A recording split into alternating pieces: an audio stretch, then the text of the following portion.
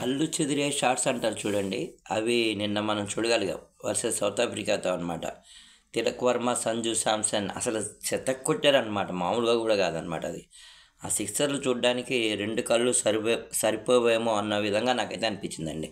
అసలు ఒక సిక్సరు రివర్స్‌లో కొట్టినటువంటి విధానం తిలక్ వర్మ ఎంతమంది స క్రికెట్ ప్రేక్షకులని అలరించిందో నాకైతే తెలీదు.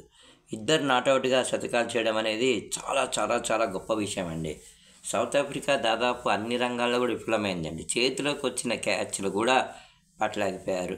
సరే, లైఫ్ రావడం అనేది క్రికెట్‌లో కామనే అది. కానీ 2, 3 సార్లు చేతుల్లోకి వచ్చిన క్యాచ్‌ని వదిలేయడం, ఫీల్డింగ్‌లో కూడా లేకపోవడం, ఏదో ఆడుతున్నాం అంటే ఆడుతున్నాం అన్న విధంగా ఆడారు గానీ, ఏ దశలో కూడా సౌత్ ఆఫ్రికా టీమిండియాకి గట్టి పోటీ ఇద్దాం, పోరాడదాం అనే విధంగా లేదు. అసలు ఈ ఇద్దరి చిత్తకొట్టుడికి సౌత్ ఆఫ్రికా బౌలర్లు ఏం చేయాలో అర్థం కాకుండా ఉండిపోయారన్నట్టయితే నాకు అది అనిపిస్తుందండి. బ్యాటింగ్‌లో కూడా ఏ మాత్రం కూడా అసలు ఫస్ట్ నుంచి వికెట్లు రెగ్యులర్‌గా కోల్పోతూనే ఉన్నారు. ఇక టీమిండియా విజయంలో కీలక పాత్ర వహించినటువంటి సంజు శాంసన్‌కి, తిలక్ వర్మకి నిజంగా గొప్ప గొప్ప గొప్ప అభినందనలండి. ఇప్పుడంతా దేశం అంతా మారుమోగిపోయే పేరు తిలక్ వర్మ. 2 టీ20 మ్యాచ్‌లో వరుసపెట్టి సెంచరీ సాధించడం అనేది సాధారణ విషయం అయితే కాదు. తర్వాత ఇంకొకటి, అతడు తెలుగు కుర్రోడు కావడం అనేది 2 తెలుగు రాష్ట్రాల్లో కూడా చాలా చాలా విపరీతమైనటువంటి ఆనందం అయితే కలిగిస్తుందండి.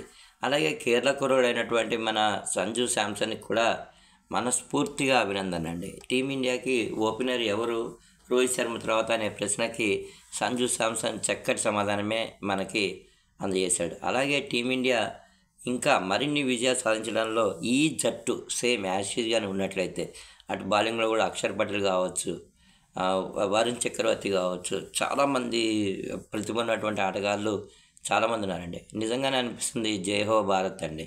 ఒక గొప్ప మ్యాచ్, ఒక గొప్ప ఇన్నింగ్స్ నిన్న మనం ఇండియా వర్సెస్ సౌత్ ఆఫ్రికా మ్యాచ్‌లో మనం చూడగలిగాం.